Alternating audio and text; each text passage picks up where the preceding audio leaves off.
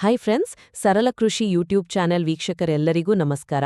ಇಂದಿನ ಪ್ರಮುಖ ಸುದ್ದಿ ಏನಪ್ಪಾ ಅಂತ ಹೇಳಿದ್ರೆ, ಕುಮಟಾ ತಾಲೂಕಿನ ರಾಷ್ಟ್ರೀಯ ಹೆದ್ದಾರಿಯಲ್ಲಿ ಅಲ್ಲಲ್ಲಿ ಗುಡ್ಡ ಕುಸಿತ ಪ್ರಾರಂಭವಾಗಿದೆ.